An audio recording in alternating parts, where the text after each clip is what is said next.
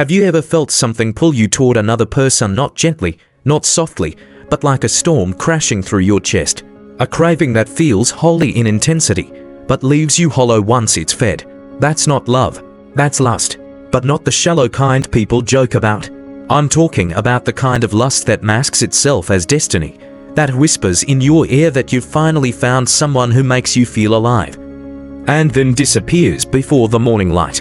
You see, lust doesn't come from your body, it comes from your soul when it's starving. And the truth is, most of us are starving, not for sex, but for something sacred we've long forgotten: connection, validation, worth.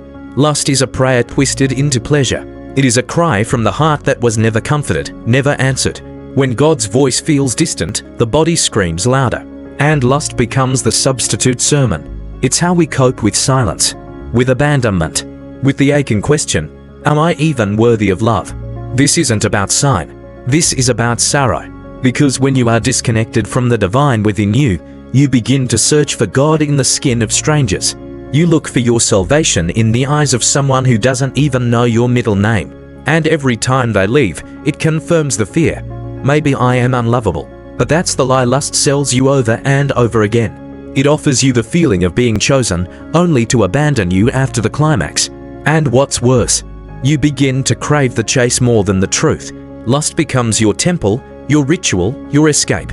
But what if I told you, the very part of you that lusts the most is actually the part of you that misses God the most?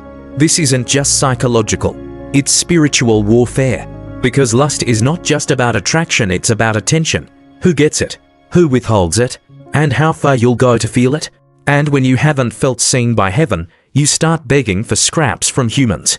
But listen to me, you were never meant to be consumed. You were meant to be held by something sacred, something that doesn't leave after using you. Lust turns people into mirrors, and every time you sleep with someone you don't love, you shatter a piece of yourself trying to prove you're still whole. And the irony, lust doesn't satisfy your spirit, it silences it. Because after every high, there's the crash, the emptiness, the guilt. And that's when the enemy sneaks in, not with chains, but with whispers. You'll never be pure again. But that's a lie. Heaven doesn't operate in shame. Heaven restores. Lust is the loudest when your soul is the quietest. And some of you watching this have confused your soul's ache for intimacy with your body's need for relief. You're not dirty. You're distant from your purpose, from your center, from your inner sanctuary. And until you return, lust will feel like the only prayer you know. But I need you to hear this.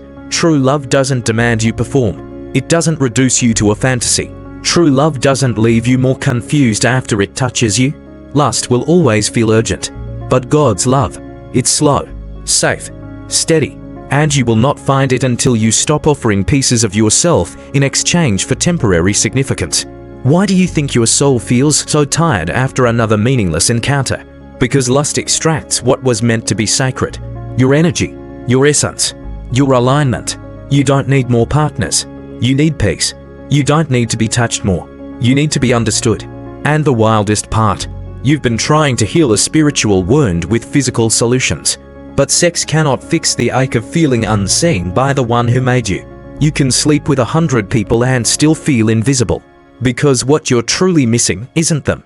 It's you, the real you, the holy you, the version of you that doesn't chase, that doesn't beg, that doesn't need to prove worth through pleasure. And yes, if you don't wake up, lust will go wild. It'll strip you of innocence, of clarity, of peace, until even your reflection starts to look like a stranger. But you are not too far gone. You are not too broken to be made new. Even now, there's grace. You just have to stop running, because the longer you numb the pain, the louder it becomes. And one day, not even lust will work. And in that stillness, when all the pleasure fades, only your truth remains. So here's the truth. You were never made to live in pieces. Lust wants to scatter you, but love, true, divine love, wants to gather you back into yourself, back into your worth, back into the holy. This isn't about rules. It's about restoration. Lust didn't break you. It revealed the places that were already hurting.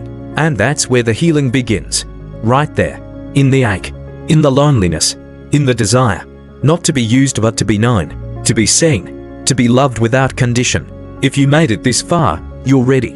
Ready to return. To no longer bow to lust like it's your God, but to find the divine again inside your own silence, inside your own stillness, not in someone else's arms but in your own soul. That is where the sacred lives. That is where you meet love, real love, holy love, the kind that doesn't leave after it's done touching you, the kind that stays,